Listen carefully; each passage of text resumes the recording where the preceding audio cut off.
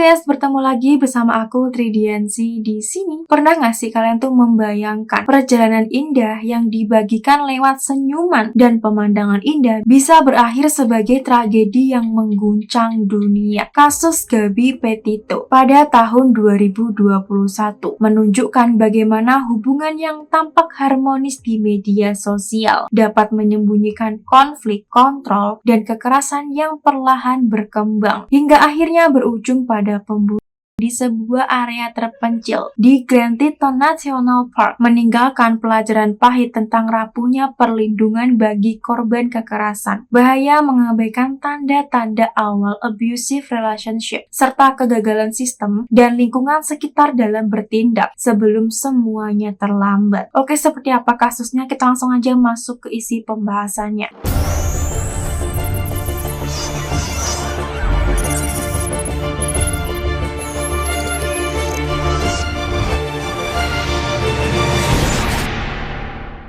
Pada bulan Juli 2021, Gabby berusia 22 tahun bersama tunangannya, Brian Laundrie, 23 tahun, memulai sebuah perjalanan lintas Amerika Serikat dengan mengendarai van putih yang mereka modifikasi sendiri agar bisa dijadikan tempat tinggal sementara. Road trip ini direncanakan berlangsung selama beberapa bulan, menyusuri taman nasional di wilayah barat Amerika Serikat, sekaligus menjadi bagian dari impian Gabby untuk membangun karir sebagai konten kreator perjalanan di media sosial, di Instagram dan di YouTube. Perjalanan mereka terlihat indah dan penuh senyuman, guys. Pemandangan alam yang memukau, momen kebersamaan, dan kesan hidup bebas di jalanan. Namun, di balik tampilan yang tampaknya harmonis itu, hubungan mereka mulai menunjukkan keretakan. Seiring waktu, tekanan hidup di ruang sempit, keterbatasan uang, serta perbedaan karakter membuat konflik emosional semakin sering terjadi. Gabby dilaporkan mengalami kelelahan mental dan kecemasan yang kian memburuk. Sementara dinamika hubungan mereka mulai diwarnai sikap posesif dan kontrol, menciptakan ketegangan yang perlahan mengubah perjalanan impian itu menjadi beban psikologis yang terus menumpuk. Ketegangan dalam hubungan mereka akhirnya mencapai titik puncak pada tanggal 12 Agustus 2021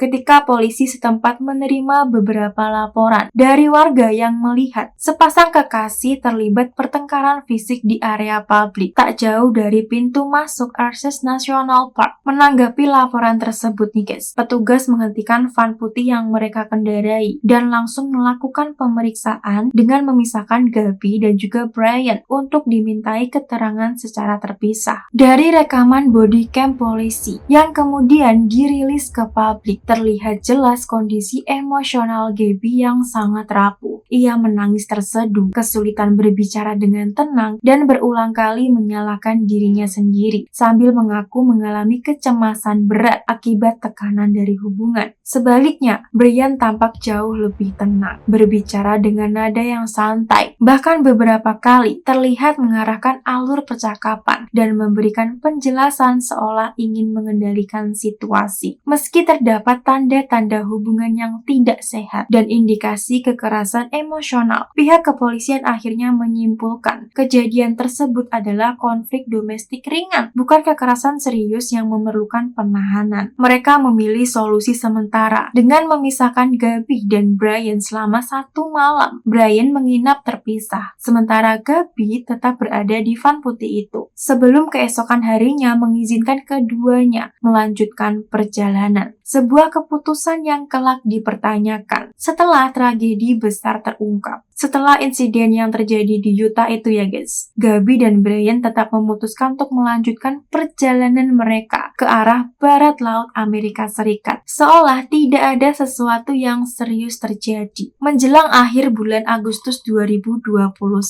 keduanya tiba di kawasan Grand Teton National Park, Wyoming, sebuah wilayah dengan pemandangan alam yang luas dan terpencil, dan sempat berpindah-pindah di beberapa area perkemahan terbuka di sekitar Taman Nasional tersebut. Di media sosial, aktivitas Gabby mulai jarang terlihat guys, tidak seaktif sebelumnya, dan ini perlahan menimbulkan kekhawatiran bagi orang-orang terdekatnya. Pada periode ini pula, komunikasi Gabi dengan keluarganya mulai terasa janggal dan tidak konsisten. Ibunya mencatat pesan teks terakhir pada tanggal 27 Agustus 2021, di mana Gabi menyebutkan bahwa dirinya berada di sekitar wilayah Yellowstone dan Wyoming. Setelah pesan itu, komunikasi mendadak terputus tanpa penjelasan yang jelas. Beberapa pesan memang sempat masuk setelah tanggal tersebut, namun gaya bahasa dan konteksnya terasa tidak biasa, sehingga keluarga mereka mulai meragukan apakah pesan-pesan itu benar-benar dikirim oleh Gabi sendiri. Sejak saat itu, kekhawatiran berubah menjadi firasat buruk, terutama karena tidak ada lagi kabar langsung yang bisa memastikan kondisi Gabi sebenarnya. Pada 1 September 2021, Brian tiba-tiba muncul kembali di rumah orang tuanya di North Port, Florida, dengan mengendarai van putih yang sama yang sebelumnya ia gunakan untuk road trip bersama Gabi. Kepulangannya itu langsung memicu tanda tanya besar, karena Brian pulang sendirian tanpa Gabi dan tanpa penjelasan apapun. Kecurigaan semakin menguat ketika hari demi hari berlalu, namun tidak ada kabar resmi mengenai keberadaan Gabi. Keluarga Gabi berusaha menghubungi Brian dan keluarganya untuk meminta penjelasan, tetapi semua upaya itu berujung buntu. Brian memilih sikap diam total, menolak berbicara baik dengan keluarga Gabi maupun dengan pihak kepolisian, dan menyerahkan seluruh komunikasi kepada pengacaranya. Sikap bungkam ini membuat situasi semakin tegang dan memicu kemarahan publik, karena di tengah kepanikan orang tuanya Gabi yang mencari putrinya, satu-satunya orang yang terakhir terlihat bersamanya justru menutup diri sepenuhnya. Bagi keluarga Gabi, diamnya Brian bukan sekedar sikap defensif, melainkan sinyal kuat bahwa telah terjadi sesuatu yang serius dan mengkhawatirkan selama perjalanan mereka. Sesuatu yang mungkin tidak akan pernah bisa diungkap tanpa campur tangan hukum, karena tidak kunjung mendapatkan penjelasan ya guys. Dan semakin diliputi rasa cemas, keluarga Gabi akhirnya mengambil langkah resmi dengan melaporkan Gabi sebagai orang hilang pada tanggal 11 September 2021 di Suffolk County, New York, tempat tinggal keluarganya. Laporan ini menjadi titik balik besar dalam kasus tersebut. Tak lama setelah itu, pencarian pun dilakukan secara lebih serius dan terakoordinasi. Terlibat FBI, aparat penegak hukum dari berbagai negara bagian, hingga tim pencari dan relawan di lapangan. Informasi tentang road trip Gabi dan Brian, jejak digital di media sosial, serta pergerakan van putih mereka mulai dikumpulkan dan dianalisis satu persatu. Dalam waktu singkat, kasus ini menarik perhatian publik secara luas. Media nasional dan internasional mulai memberitakannya secara intens, menyoroti hilangnya seorang perempuan muda yang terakhir terlihat melakukan perjalanan bersama dengan tunangannya. Dukungan dan spekulasi bermunculan di media sosial, dengan ribuan orang ikut menyebarkan informasi dan teori, menjadikan kasus Gabi sebagai salah satu kasus orang hilang paling disorot di Amerika Serikat pada tahun 2021, sekaligus membuka tekanan besar terhadap pihak berwenang untuk segera menemukan jawabannya. Upaya pencarian yang dilakukan selama beberapa hari akhirnya menemukan titik terang pada tanggal 19 September 2021 ketika tim pencari menemukan jenazah Gabi di Spruce Creek Dispersed Camping Area, sebuah lokasi perkemahan terbuka yang cukup terpencil di dalam kawasan Grand Teton National Park. Area ini dikenal sepi dan jauh dari keramaian, sehingga keberadaan jenazah Gabi sebelumnya sulit terdeteksi. Penemuan tersebut langsung mengonfirmasi kekhawatiran terburuk keluarga dan publik yang selama ini mengikuti perkembangan kasusnya. Hasil pemeriksaan forensik kemudian mengungkapkan bahwa Gabi meninggal akibat ikan manual dan kematiannya secara resmi dikategorikan sebagai pembunuh. Temuan medis juga menunjukkan adanya luka-luka fisik yang mengindikasikan ia sempat mengalami kekerasan sebelum meninggal dunia, dan bahwa kejadian tersebut kemungkinan terjadi beberapa hari sebelum jasad ditemukan. Fakta-fakta ini semakin memperkuat dugaan bahwa Gabi menjadi korban kekerasan serius, sekaligus menempatkan orang terakhir yang bersamanya sebagai pusat perhatian utama dalam penyelidikan. Sementara penyelidikan atas kematian Gabi masih terus berjalan dan sorotan publik semakin tajam. Brian justru dilaporkan menghilang pada tanggal 13 September 2021. Menurut keterangan keluarganya, Brian terakhir kali terlihat meninggalkan rumah orang tuanya di Northport, Florida dengan alasan akan berjalan-jalan dan menjernihkan pikirannya di Carlton Reserve, sebuah kawasan alam liar yang luas, terdiri dari rawa-rawa, hutan lebat, dan jalur-jalur terpencil yang sulit untuk diakses. Sejak saat itu, Brian tidak pernah kembali. Hilangnya Brian segera memicu kekhawatiran sekaligus kemarahan publik karena ia merupakan orang terakhir yang diketahui bersama dengan Gabi. Aparat penegak hukum kemudian mengerahkan upaya pencarian besar-besaran, melibatkan tim darat, anjing pelacak, drone, hingga perahu untuk menyisir area berair yang dipenuhi satwa liar berbahaya. Pencarian ini berlangsung selama beberapa minggu, namun tidak membuahkan hasil signifikan, membuat kasus ini semakin diselimuti misteri dan memperkuat dugaan bahwa Brian sengaja menghilang di tengah tekanan hukum dan perhatian media yang terus meningkat. Pada tanggal 20 Oktober 2021, setelah lebih dari sebulan pencarian tanpa hasil,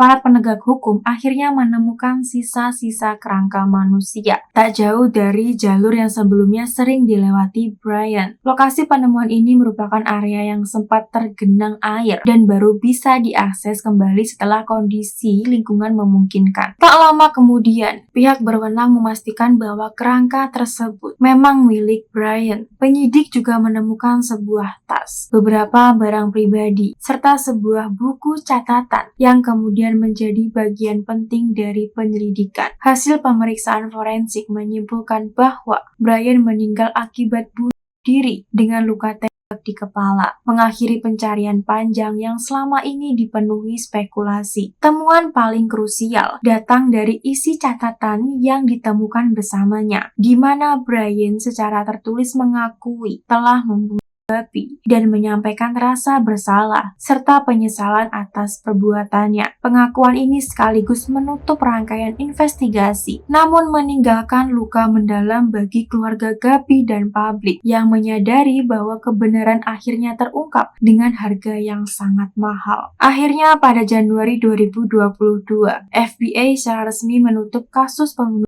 Gabi dengan menyimpulkan bahwa Brian adalah satu-satunya pelaku yang bertanggung jawab atas kematian tunangannya itu. Penutupan ini sekaligus mengakhiri penyelidikan panjang yang selama berbulan-bulan menyita perhatian publik di seluruh Amerika Serikat. Kasus ini pun berakhir tanpa pernah masuk ke ruang sidang karena Brian telah meninggal dunia sebelum bisa dimintai pertanggungjawaban secara hukum. Meski secara administratif kasus dinyatakan selesai, dampak tragedi ini justru terus bergema. Kisah Gabi memicu diskusi nasional yang luas tentang kekerasan dalam hubungan intim, bagaimana tanda-tanda awal abusive relationship seringkali terabaikan, serta bagaimana sistem, mulai dari lingkungan terdekat hingga pergerakan hukum, bisa gagal melindungi korban sebelum situasi berubah menjadi fatal. Bagi banyak orang, kasus ini menjadi pengingat pahit bahwa kekerasan tidak selalu tampak jelas di permukaan, dan bahwa kepekaan serta respon yang lebih serius terhadap sinyal-sinyal bahaya bisa menjadi perbedaan antara keselamatan dan tragedi. Oke, sampai sini aja pembahasan dari kasus ini. Pesan hidup apa yang bisa kita ambil dari kasus ini, guys?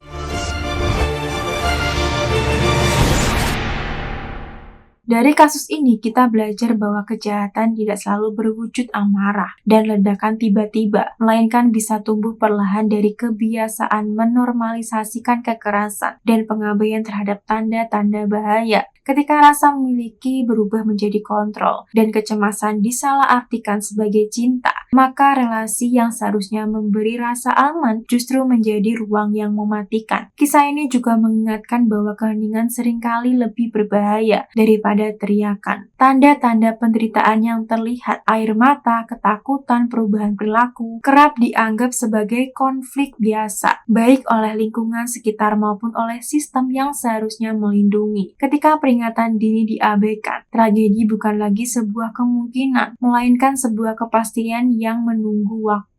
Lebih jauh, peristiwa ini menyikap kegagalan kolektif dalam memahami dinamika kekerasan emosional dan psikologis. Bahwa luka tidak selalu meninggalkan bekas fisik, namun bisa menggerogoti keberanian orang untuk menyelamatkan diri sendiri. Disinilah empati, literasi kesehatan mental, dan keberanian untuk campur tangan menjadi penentu antara hidup dan kehilangan. Kasus ini juga memperlihatkan bahwa keadilan bukan sekedar menemukan siapa yang bersalah, tetapi juga berani bertanya apa yang luput kita cegah. Ketika hukum hanya hadir setelah nyawa hilang, maka yang tersisa hanyalah penyesalan dan pertanyaan yang tidak lagi bisa dijawab. Keadilan sejati seharusnya hadir lebih awal dalam perlindungan, pencegahan, dan keberpihakan pada mereka yang rentan. Pada akhirnya, pesan hidup dari kisah ini adalah tentang tanggung jawab bersama untuk tidak menutup mata terhadap penderitaan yang tampak tidak nyaman, bahwa cinta tidak pernah menutup rasa takut, bahwa kebebasan tidak boleh dibayar dengan keselamatan jiwa, dan bahwa menjaga kemanusiaan dalam hubungan, institusi, dan pilihan sehari-hari adalah satu-satunya cara agar tragedi serupa tidak terus berulang dalam sunyi. Oke, seperti itu aja perjumpaan kita kali ini. Kalau ada informasi yang kurang tepat ataupun ada hal yang perlu diluruskan, aku sangat terbuka untuk dikoreksi lewat kolom komentar ya guys, supaya aku bisa terus belajar dan menyampaikan sebuah kasus dengan lebih baik lagi ke depannya. Terima kasih buat kalian yang sudah menonton, mendukung,